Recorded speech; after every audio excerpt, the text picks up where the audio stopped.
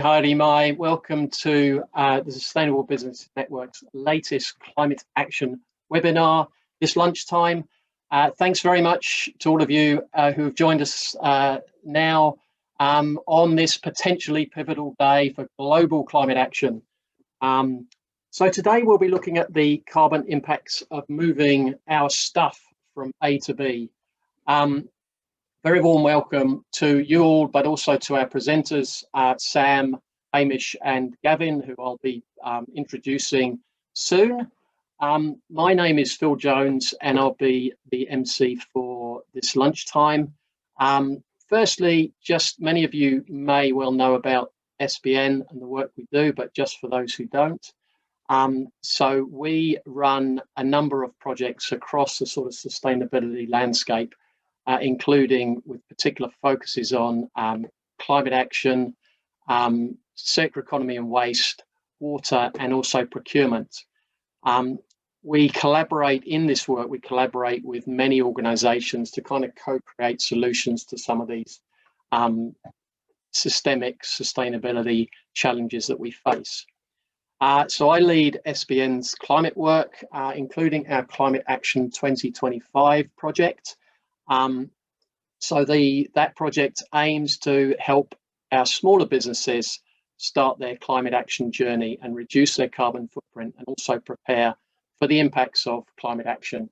We're in the process of developing a toolkit which is intended to help these smaller businesses. It's going to be hosted on the business.govt site. So look out for that in the new year. We're busy working on that. Many thanks to our project partners who are supporting that work. Without them, none of this would be possible. They were listed on the slide at the beginning of this session. So some background for this session today. Our light and heavy trucks contribute about 1/3 of the carbon emissions from our overall road transport sector. And the contribution from those trucks is increasing significantly. It's actually increasing at a faster rate than for our cars. So obviously to make progress on our zero carbon target for 2050 and substantial progress by 2030, we urgently need low carbon solutions in this sector for our trucks and the freight system more generally. So in terms of the types of solutions that are out there, I mean, we're looking at a full range. You know, it's not one silver bullet for this systemic challenge we have. So we've firstly got to improve the efficiency of our current fleet. And Hamish will talk about some of the initiatives that his company is involved in to help with that. Mode shift, we need to move some of our freight off the road and onto rail, and especially clean, renewably powered electric rail. And of course, there's also low emissions vehicle technology, hydrogen and for now electric, and both Sam and Gavin will provide some perspectives from their organizations in the electrification of the vehicle fleet that they have. So it's obviously going to take several decades, this transition. It started, we're going to need more stronger technology development, more supportive policies, stronger incentives. It's going to be a real mix. So this lunchtime we'll delve into some of these issues. Just before we hear from our presenters, we just have a couple of questions just to get you guys involved quickly. So we're going to pop up a couple of polls. These are both based on the Ministry for the Environment data. So let me launch this first poll, and hopefully you can see that how much of the emissions from our light and heavy duty trucks increased since the early part of this century. Please make your selections now.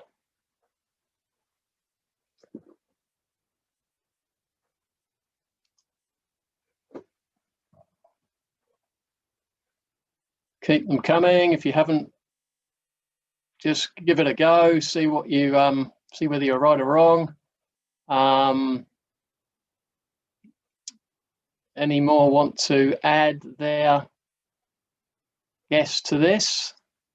looks like we're stopping coming through. So let me show you the results. Share results. Here we go. Just under half of you think that it is just over 100%, and that is correct. It is just over 100%, 112% to be precise, and that's at a faster rate than our, as I say, our cars. The emissions from our cars have increased. But interestingly, that figure includes utes, and the number of utes on our roads, no doubt you will have noticed, has increased markedly over the last few years. So that includes that aspect. Stop sharing results. Okay, so this second one, poll number 2, this asks about different freight modes and what are the relative carbon efficiencies based on weight for each of 4 freight modes. So rank these freight modes based on carbon emissions per weight, and the lowest is first. So on the first one, that is saying that rail is the lowest.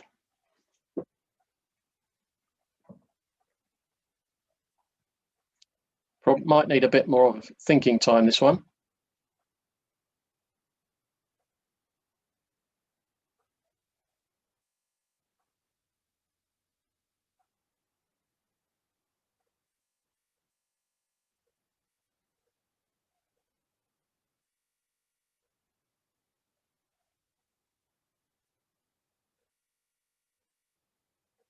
How are we doing? We've now had about 3/4 of those who've joined have added their voice a bit more.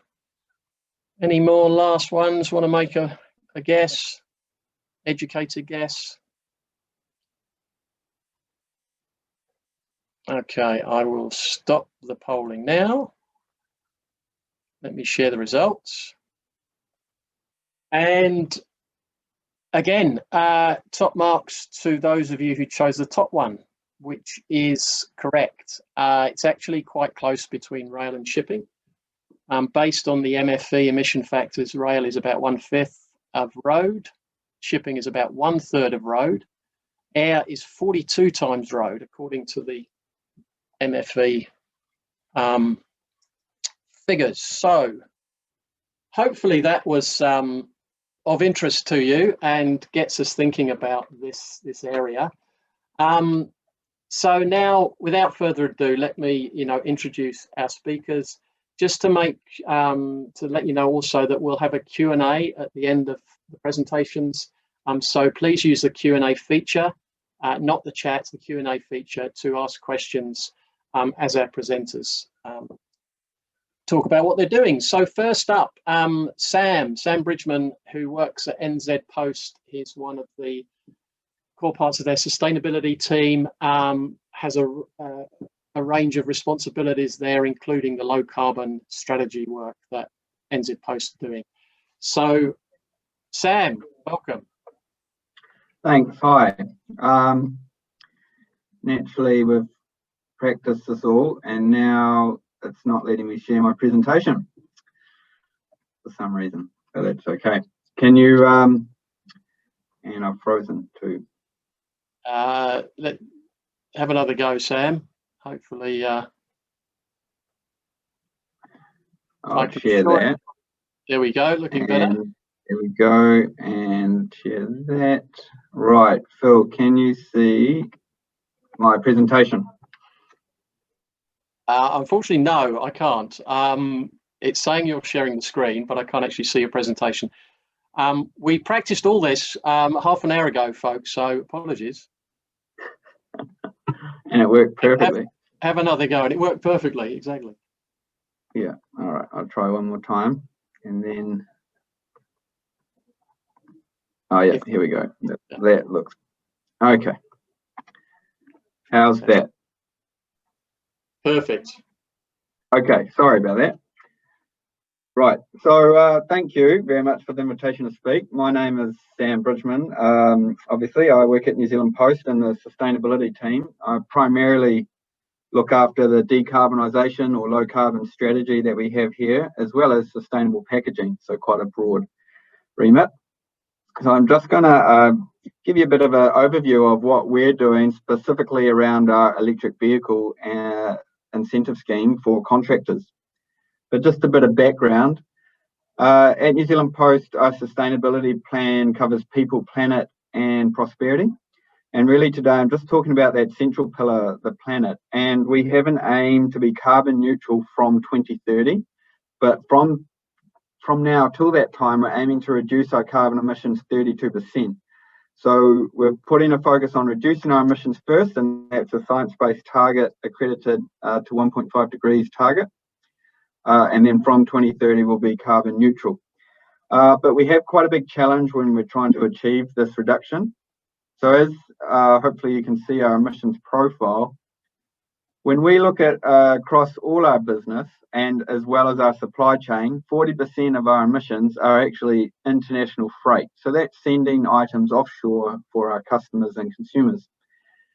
38% is our ground fuel. So that's our delivery fleet, both the bigger trucks, the vans and the cars that we operate. So, you know, that's where our biggest opportunities are.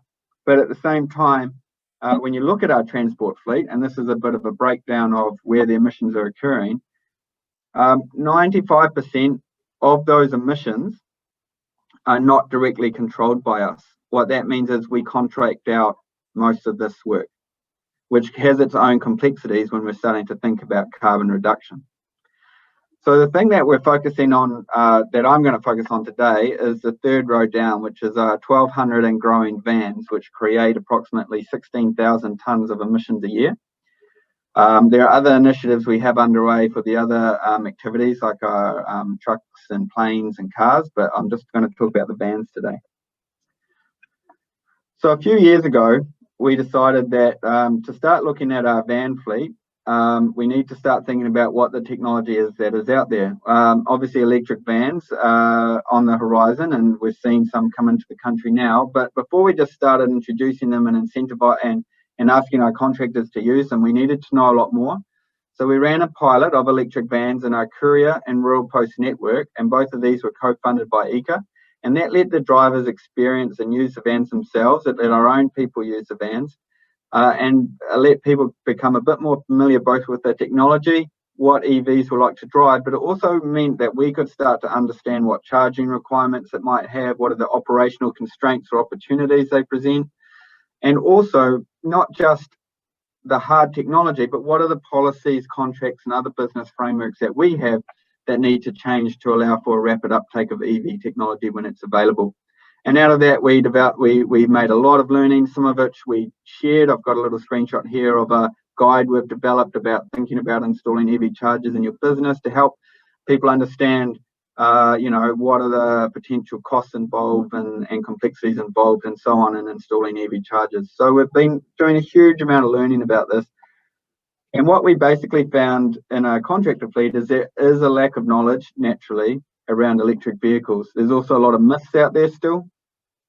Obviously, the higher capital cost of electric vehicles is a real barrier to their uptake for our contractors that are often owner-drivers. The charging requirements, both whether it's in the depot or overnight, remain a barrier. They have an unknown salvage value, which means when that vehicle reaches the end of the life, it's not clear what price people will get for it. And of course, a lack of institutional proof. And what I mean by that is couriers and others joining our business to come and contract will often ask some of the old hands that have been around a while, you know, what vehicle is best, and they'll just rely on word of mouth. Either we've always had the Toyota Hiace, or we've always had the Ford Transit, and you should just buy that. So bringing in new technology and new types of vehicles, there's often that kind of word of mouth to get over. So what did we do? We developed and introduced the Electric Vehicle Incentive Scheme. And this is a program aimed at our courier post, PACE, rural post and provincial delivery contractors. And what we've aimed to do with this program, which was launched, it was meant to be launched 2 days after the country went into the first lockdown, so it was instead launched in July or August, is the aim of the program is to help us move to a low carbon delivery network, obviously through increasing the uptake of EVs. by partially funding electric vehicles for drivers to help remove purchasing costs, and also to encourage and educate our drivers towards EVs as a suitable choice, and really trying to motivate them to think more carefully about an EV and to want to test drive and consider one properly for their business. So we developed this campaign based around Evan, the electric van, and really it's a campaign to try and grab the courier's attention, to get them to learn and open their mind up to electric vehicles. So we have some great videos, animations, and interviews with couriers that have driven EVs to watch. I haven't made any, I'm not going to try and play one now. I've been to enough webinars where people have tried to play videos and it's crashed the whole system.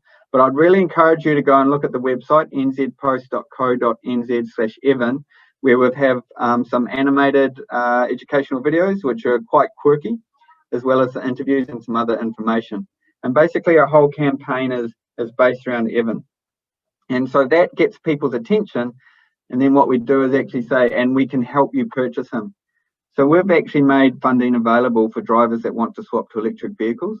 And we're putting aside $500,000 every year for the next 5 years for those that wish to do so. And what we do is that money goes towards lowering that purchase cost and making the price difference closer to a petrol or diesel equivalent. So basically, if you wanted to buy a petrol van, there's an equivalent EV will help meet that difference. And for our launch offer, we're actually funding the full difference between an EV and its petrol or diesel equivalent, really to create momentum and get drivers working into them, and so that other drivers can see EVs operating around them and start to think more carefully about getting them as well. So we have this offer available till at least 25% of our contracted fleet are in electric vehicles, which is a goal we have set to reach by 2025. So when you consider that we've got 1,200 vans now, and by 2025 we're looking at about 1,500 or more vans, you know, we're looking at several hundred electric vehicles. And we do have some challenges around that, especially because of COVID, but won't get into those now. So yes, thank you very much for the time. That's a really quick overview of what we're doing. And I really would encourage you to please check out the website, look at those videos that we've created, and yeah, send back any feedback. Thank you.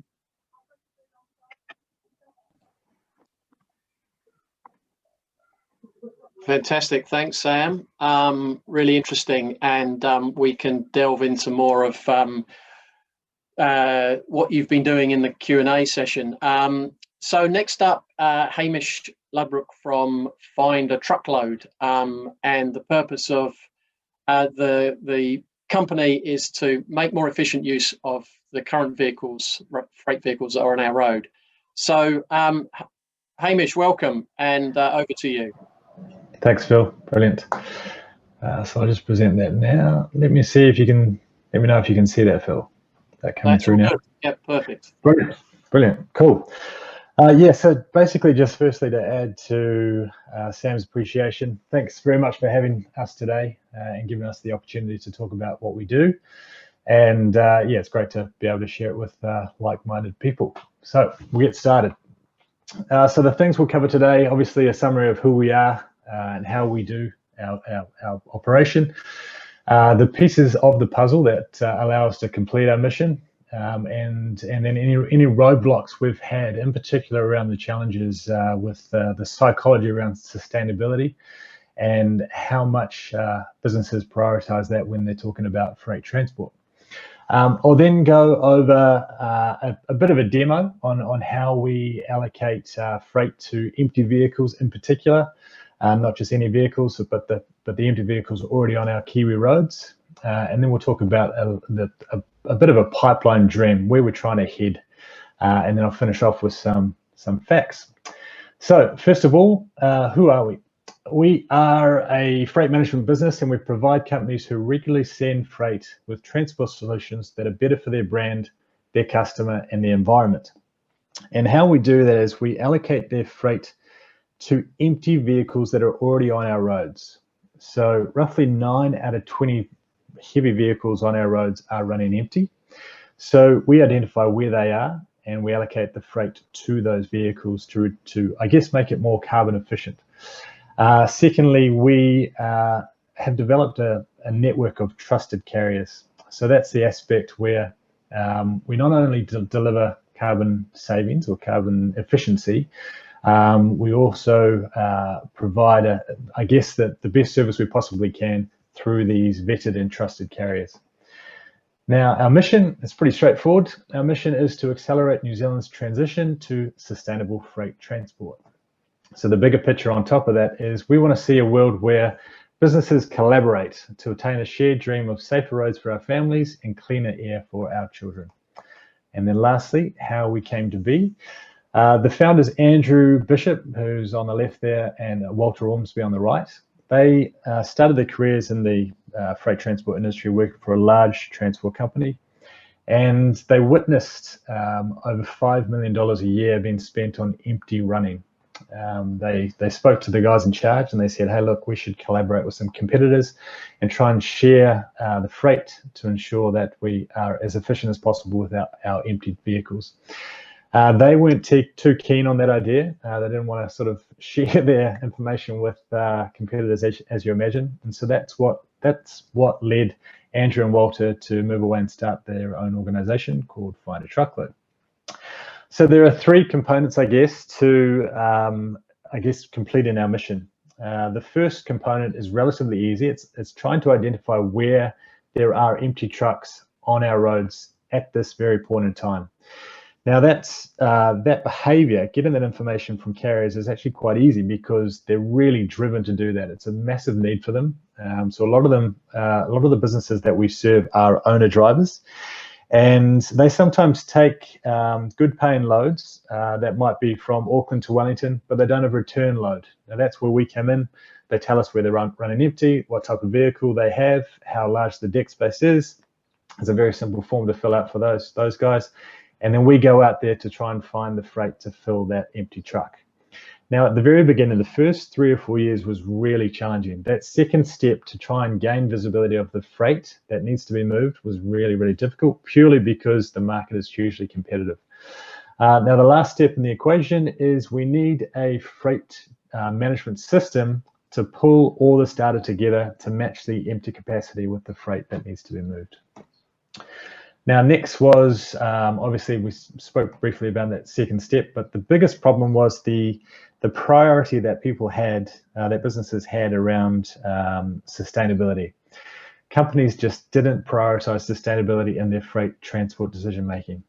They prioritized service and price, and then sustainability and carbon savings was a nice to have, was a cherry on top. And so Andrew and Walter went out there and sold the dream. Look, fill the empty truck and we'll reduce the carbon emissions. We won't have to put another truck on our Kiwi roads. It didn't work so well because it wasn't compelling enough for the businesses that they pitched to. What was compelling is to assign their freight to a company that could prove incredible service and just reliability. And so that's when they made it their mission to develop a large team of experts. So they started with 2 and they slowly grew the organization over the last 10 years into 18 people from the top of the North Island to the bottom of the South. And collectively, they have over 200 years experience, so roughly averaging about 12 years experience each. Now, with this experienced team behind them, they were able to obviously build that trust with businesses that send freight across the country. And then the second part of the equation, where we had visibility over freight, allowed us to start matching more empty trucks as we go. So what I was hoping to do now is I'm just going to jump out of this presentation here. I hope my screen is still showing. But what we have here is our freight management system. So don't look too closely at the detail. There's probably some sensitive data here, but I just want to run through how our team allocates different types of freight to vehicles. So I'll choose this one here, 20 IBC units. That's nice and easy. So that's a full truckload. So this particular consignment is going from Albany Heights to Papamoa. And so the guys have a priority. So first of all, they want to try and find if there's an empty vehicle in that region running that route shortly. If there is, assign it to them. If there isn't, then assign it to another carrier just to ensure that we provide superior service for the customer. So what we do is we've built a system that mines the data in the background. So it takes about 3 or 4 minutes. There we go. and it shows all the carriers that we've used in the past. But the second and most important one here is there is a truck at this very point that was running this route. So the good news is we can select that truck. Now we know that that vehicle is not going to run empty, and therefore we're not going to assign that freight to another carrier who's just going to put another truck on the roads. So that's just a quick snapshot of how we do our business. Now, in terms of those three components, over the years, we've gained a huge amount of visibility on where the empty trucks are. We have 1,000 or just over 1,000 empty truck listings every single week. Now that we've grown our team to a team of 18 experts in the industry, we're seeing a lot more freight requests come in. We've established a lot of relationships with businesses who send freight, and they allow us to assign their freight for them, which is really brilliant. And obviously, like you just saw, we've now developed the technology that can automatically match the freight with the empty vehicles. Where we want to head next to, though, is the automation of all of the above. At the moment, carriers have to fill out a form, a very, very brief form, but fill out a form manually to tell us where they're running empty. And we need that data to automatically flow into our system. So that's where integrations with transport management systems will come into play. And secondly, and something that's really exciting to us, is we're partnering with eRoad to also gain the live truck data, so we know exactly where our trucks are, and we know exactly which trucks are empty. What that will mean is that we're just going to be a lot more efficient, and obviously there's going to be carbon efficiencies as a result. So as I mentioned earlier, I just want to finish off basically with the key stats that really drive us on our mission. And that's 9 out of 20 trucks on our Kiwi roads at the moment are running empty.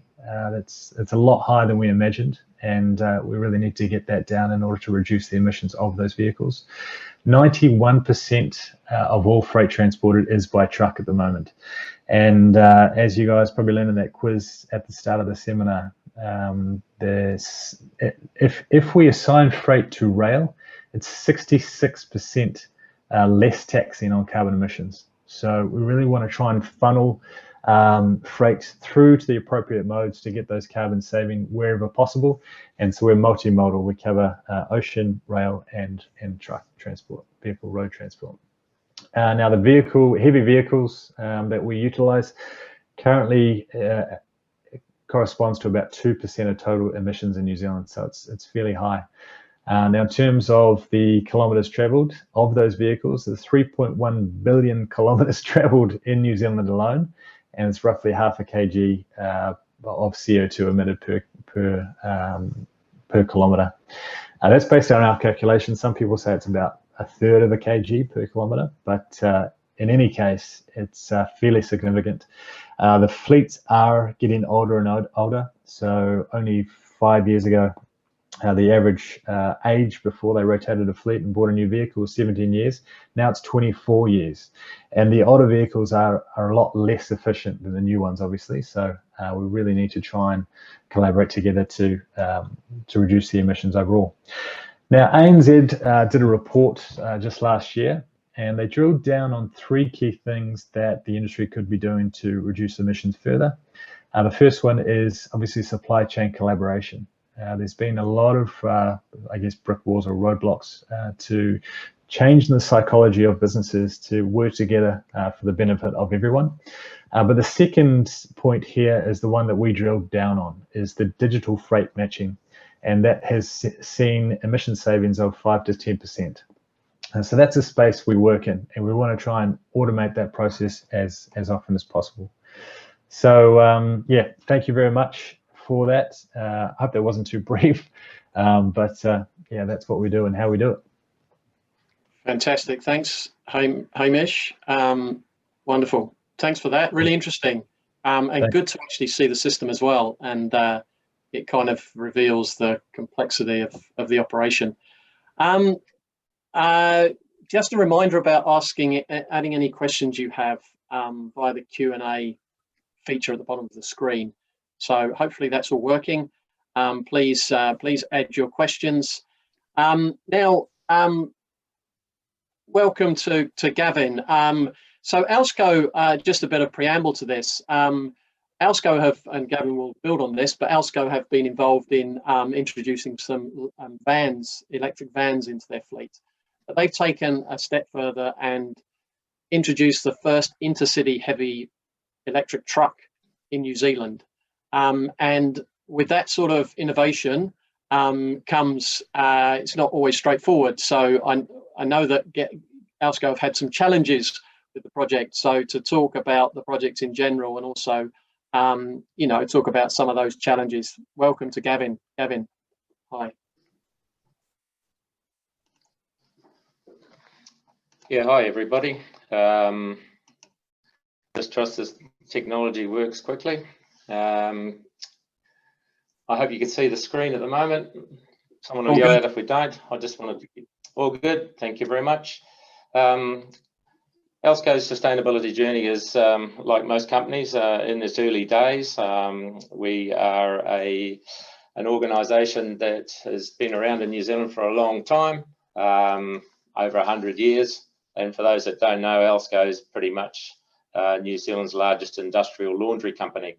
So we wash several hundred tonnes of dirty stuff a week. Out of 8 operating processing facilities and about another dozen or so depots around New Zealand. So we're freighting goods daily to our 30,000 customers and also freighting goods between our processing facilities and our depots where they're further disseminated by a series of vans, etc., etc. So those processing facilities are 4 in the North Island, 4 in the South. The North Island will run on gas to produce our hot water and steam. The South Island run on 3 other plants still run on coal, and one of the plants has been converted to a wood chip. So Alsco's been on the radar, for want of a better word, of a number of organisations for a while. One of them is ICA, and I'm just trying to make this move forward, going the wrong way. Just bear with me.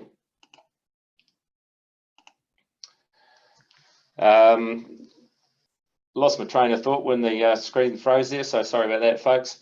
But we undertook a sustainability review with the help of SBN in 2018, and we link our initiatives to those 3 pillars. Everybody has got similar pillars underpinning their moves with decarbonisation and moving to a more sustainable environment, etc. So I'm only going to be talking today about connecting with our planet. And out of the review, Alsco, we actually put our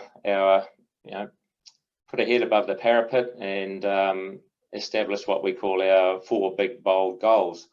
So in no particular order, water usage, we're a substantial user of water. We use 400 million litres of water a year, and our aim is to reduce that by 1/3 by 2030 in order that we get a more efficient use of our plant. There's a lot more technology involved in just cutting down on the water usage, but we've got some massive investments in place already, and some ones that we're currently working on, mainly around technology ways of reducing the water per kilo of wash. So to put that in perspective, a typical home washing machine, we use around 20 or 30 litres of water per kilo of washing. We've got technology that reduces that by about 2/3. We're down about 5 or 6 litres of water per litre of goods produced. Generate zero waste, that's a real biggie for us. We're trying to cut down on waste. Our plants generate about 900 tonnes of waste a year, and we've managed to divert about 1/3 of that away from waste landfill at the moment. But we've got some fairly large sort of commitments around reducing that even further. Carbon reduction is pretty obvious. We're on the cusp of a trial in our Invercargill plant to convert that from low-grade coal through to some kind of biomass use, probably be hog fuel or pellets, and that'll leave only Dunedin as only Christchurch as a wholly owned plant using coal, where our plant in Dunedin is a shared facility where we share with the hospital and the university, and we can't really make the progress on that until the government makes its mind up what it's going to do down there. But the one I want to talk today about is that converting 1/3 of our fleet to EV. It's a reasonable sized fleet. We've got 333 vehicles on the road as of a couple of days ago, and that's down a little bit. We haven't replaced a couple of vehicles this year with COVID, but we normally operate around the 350 mark. And you can see the breakdown there. We've got what we would call light commercial, about 100, or let's call it roughly 200. Vehicles above 6 tonne, which we call our freighters. There's 68 of those, and I'm going to be talking about the one that's been electrified at the moment. So of those 68 vehicles, there's 15 of them actually transport goods between our depots and our plants. So they're on the road daily, transporting what you would call a heavy load, so somewhere between 6 and 12 tonne of laundry, either clean or dirty. So we're fully loaded both ways. So those 15 vehicles are the ones that ECA have sort of got their eye on. They use around about 1/3 of our total fuel usage. So you can see there's another 80 odd small cars or sales rep vehicles, etc., etc. So we've been measuring our emissions since 2014. We started using InStep as an organisation to help us understand about emissions, and 92% of our emissions are actually Scope 1, and about 20% of our total emissions are from our fleet. So you can see there it's really loaded and biased, over a million litres of diesel used last year. Nearly 100,000 litres of petrol, and our emissions profile is slanted to that diesel fleet. So in all, our transportation accounts for nearly 20% of our entire footprint. So the tentative steps that we took, both of them supported by the ECA Low Emissions Vehicle Contestable Fund.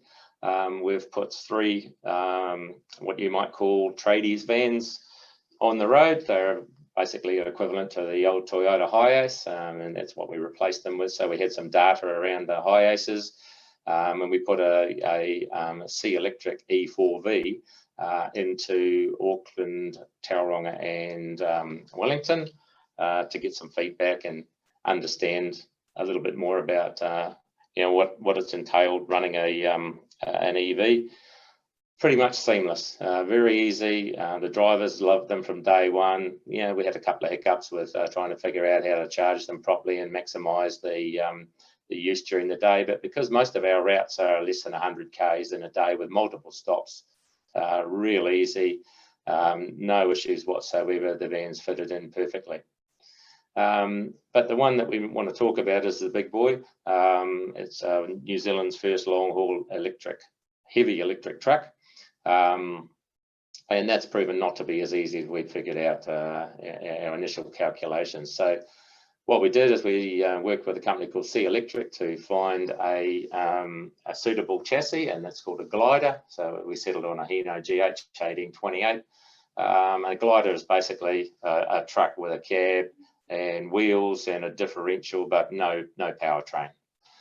The interesting thing is that this particular vehicle had a 200-kilometre range on the books. Anyway, it did, and we needed it to do 286 k's a day. So there was a little bit of kind of figuring out in partnership with C Electric and ECA were involved.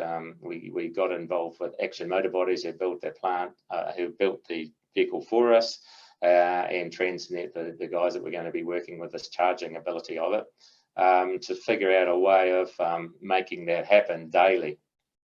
And that involved putting a charging station at every stop. of the vehicle and plugging it in as much as we could. But we also needed to work with our driver.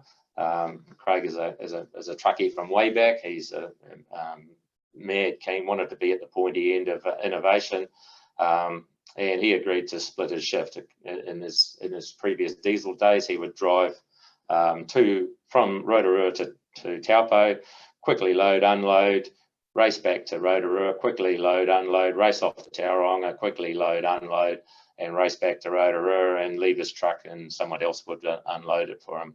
But we needed to allow about an hour's charging in both Tauranga and Rotorua, Tauranga and Taupo, plus a few extra hours, maybe 1 or 2 extra hours in Rotorua. So it meant a bit of a change of shift patterns for Craig, and he was happy to do that for us. So where are we? This these are real stats at the moment. We put all of those vehicles into service late 2019, so we really started to get some real figures on the fuel savings and the carbon savings from January, February this year. So those 3 vans, as I said, there's no problem. They've actually proven to be really suitable for our particular industry.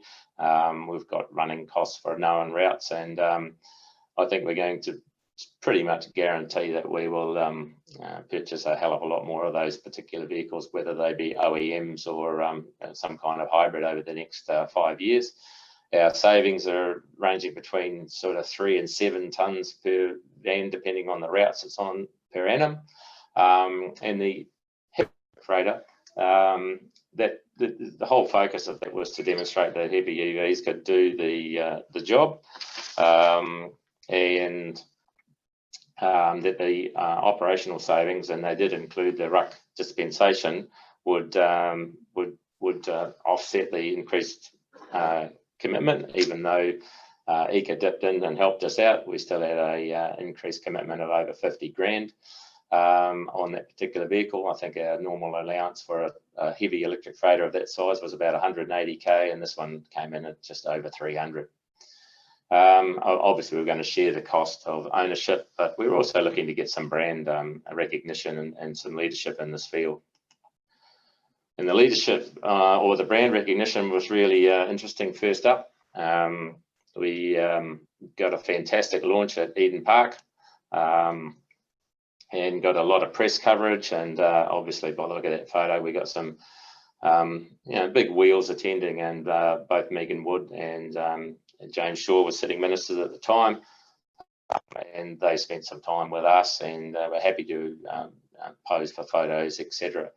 You can see Andrew Casely on the second from the left as well, came along and helped us launch that vehicle. And Nick Sortner, the really progressive leader of Eden Park, was happy to MC that occasion. And in the background there is young Craig. He's our EV guru driver. So fleet savings, I just thought I'd give you a quick update of exactly where they are. I touched on it before. So the Auckland van's done 15,000 Ks to date, which has worked out about a 7.6 tonne savings of carbon emissions. Our Tauranga van's done slightly more, nearly 19,000, 5.62 tonnes. Wellington's only done 9, it really beetles around the CBD, 3 tonnes there. And the Rotorua heavy electric truck has done nearly 19,000 kilometres, both in test mode and in real mode. Actual savings on that route so far is about 18 tonnes. But we had projected around 61 tonnes at this stage if it had done a normal 10-month operation with no issues. But we had a few challenges. It'd be fair to say that we're pushing a really unproven technology. I've touched on the range limits. There's no range anxiety for us. We know it won't do 200 Ks.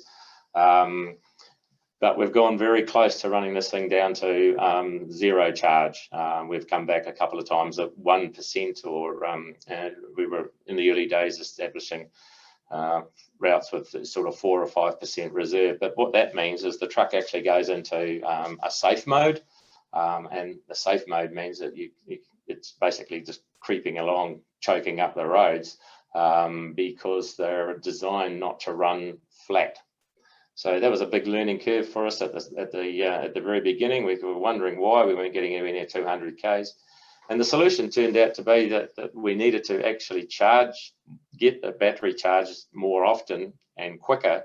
So we've had to retrofit. The truck runs an onboard charging system. We've had to retrofit a second charger to charge half of the batteries, which basically means you're charging them in half the time. But that means installing extra charging stations at both Rotorua, both on the front of the dock and the rear of the dock, and at Taupo and Tauranga as well. So this truck's now got 8 chargers linked to it. But what we've found is that the constant running or vibration on the road has caused a failure of some parts that theoretically haven't failed before. So we're finding that the reliability and the dependability of the big heavy VV is a constant fine-tuning for us. From a driver point of view, it's quite an eerie thing to drive. It's so quiet you can hear yourself humming to yourself. There's virtually no road noise with the windows up, and the lack of a traditional dashboard almost makes it feel like you're running a little bit blind. Yes, you've got a state of charge, and yes, you've got a kind of a speedometer, for want of a better word, but from a heavy truck driver point of view, all of the gauges that used to tell you about temperature and oil pressure and all those other things, your state of your vehicle that you could monitor while you're driving, they just don't exist in a heavy EV. So you're kind of running blind, and so that pointy end reliability has caused us some grief. We've probably had it off the road more than we've had it on the road, and we haven't gone more than 2 weeks with foolproof or no issue motoring at this stage. So that's actually caused some health and safety considerations that we didn't envisage in the beginning. And what I mean by that is basically this truck is a giant computer hooked up to a powertrain. And we all know if a computer decides to crash, literally the screen dies. And this is what's happened a couple of times with our truck. And we're worried from a driver point of view that he's actually given enough time to understand what's going wrong and pull over safely. And that's pretty easy to do on most roads. But if you've got a thin road, a little bit like the one I've got on the picture there, and you've got no verge, and the truck just shuts down, it's not like you can creep another 10 miles or another 15 miles and find a safe place to park or pull off the road. You've virtually just got to idle, or not even idle, you've just got to coast to a stop. So we're working with Sea Electric at the moment to enable this thing to fail gently. That's a term that we've come up with because the driver understands that. If a diesel's starting to go and something go wrong, you'll get some indications that something's gone wrong, and you get time to think about what are your options if it's going to break down. Are you going to pull over? Are you going to go slower? Are you going to go faster? None of those gauges are actually on a heavy EV at this stage. So we're working with Sea Electric to make that happen. Gavin, sorry to interrupt. We're just conscious of time. Yep. Finished, mate. Quick wrap up, and then we can. Yeah, it's a wrap up now, matey. So there's a whole new language and learnings for us, and the picture of the Teco plugged into the EV sort of states it all. There's a whole bunch to learn, but we haven't given up. Alsco's in this for the long haul, and we're working to have this thing totally roadworthy and reliable during 2021. Sorry if I took a couple of minutes extra longer.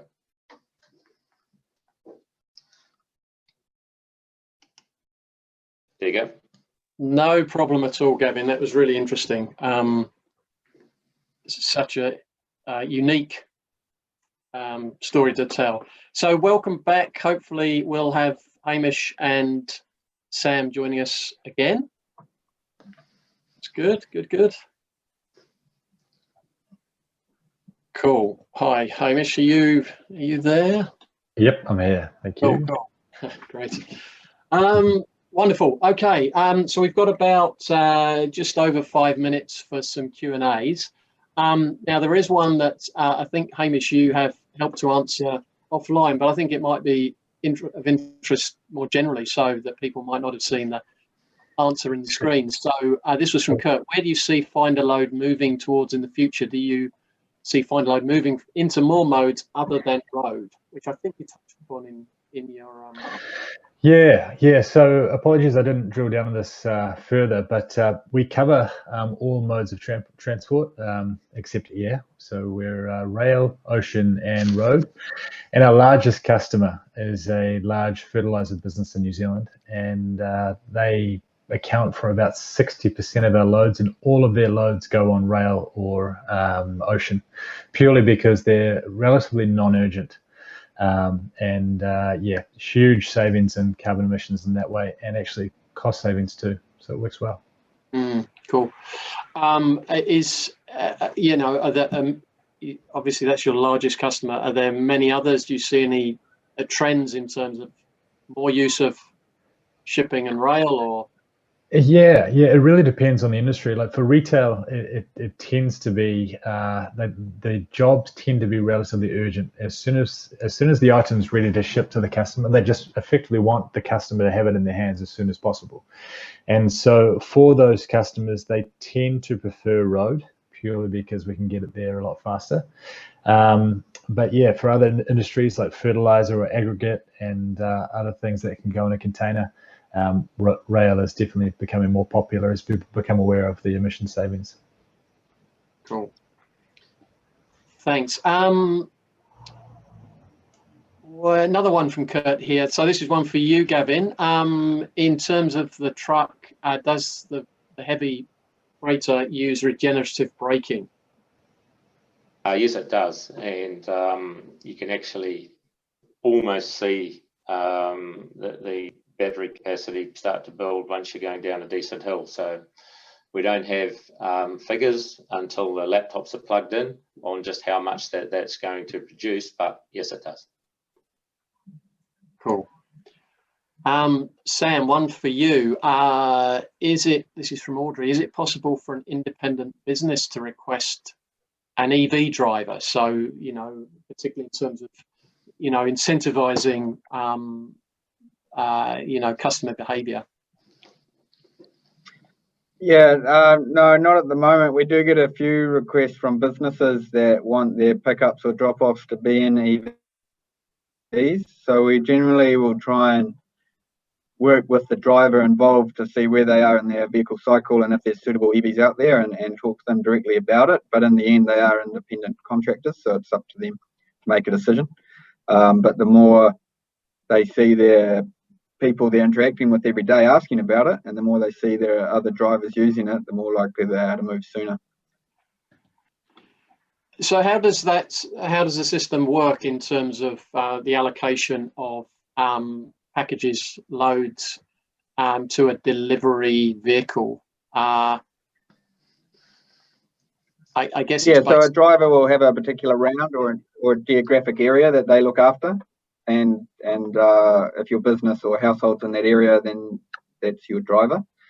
And for city rounds, and they will also know therefore what size van they need based on the volumes coming through. And so at the moment we have what's really nice about our network is, some drivers are driving very small 3 cubic, 4 cubic meter vans, and there's some good EVs out there for them at the moment. But the drivers that are moving to 10 cubic meter, 12 cubic meter vans, there's no EVs on the market at that scale that are of sufficient standards for them. And so they're kind of probably going to be the last ones off the rank to get EVs. So if you see a driver in a big, 10 meter cubic plus the larger end of the market, it's unlikely that they're going to be in an EV anytime soon.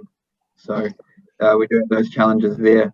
But we are seeing some hybrids come through at that size. So there are some potentials coming through. Yeah, cool. And do you anticipate kind of developing a feature where a customer can at least, if not actually request a delivery by electric, because that's obviously tricky, but at least indicate that would be a preference if it was available? So, to identify that customer behavior, that drive from the customer. Yeah, no, and we love to get that feedback, because it does show that what we're doing is being responded to, and also that there is a real demand for that out there from customers. So really it's about talking to their New Zealand Post account manager and feeding that information through, because it does find its way back to me, and we do keep track of those, and I've had several conversations directly with customers that have requested that as well. But as I think Hamish said, I mean, people are generally asking about the service and the price. So if people want more sustainable options, they need to start asking about that when they're considering which companies to go with as well. Absolutely. Gavin, one for you. Now, this is an interesting one. Do you or have you had any problems with insurance warranties for the truck not being an OEM? The answer is no. Alsco carries its own insurance on our vehicle, on our fleet. We only insure our buildings, etc. So I guess we're carrying that risk, that increased risk ourselves, and that's that's just part of being at the pointy end of this for us. As far as warranty is concerned, we've had no issues with either Hino or SEA Electric to try and get this process right, for want of a better word. So no issues with either. Cool. And Sam, one for you. Do you account for avoided emissions from the contractor vehicles in an inset model? I'm not certain about what an inset model is. Does that?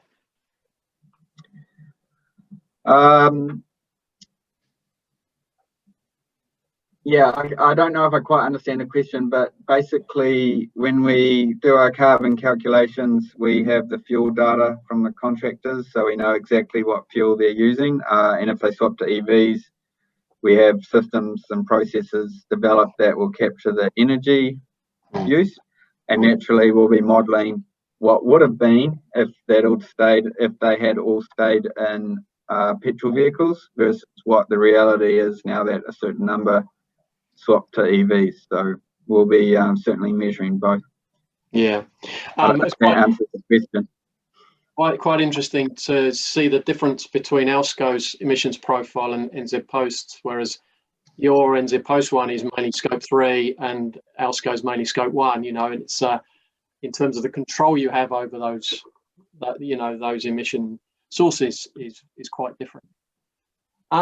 Right, I'm conscious of time, so probably time to wrap up. Thanks very much again, Gavin, Sam, Hamish, for joining us today. Really appreciate your insights, and keep up the good work. Hope the truck keeps improving, Gavin, and all the best with that. And everyone who's joined, thanks very much for joining. Please look out for more SBN events. The next main event for us is our annual National Sustainable Business Network Awards, which is on Thursday the 19th, I think. It's online, live and free at 5:30, so please look at our website, sustainable.org.nz. And you'll be able to be part of this fantastic annual event and hear about our latest award winners, including 2 new Climate Action Award winners. So until then, ka kite anō, and thanks very much. Cheers.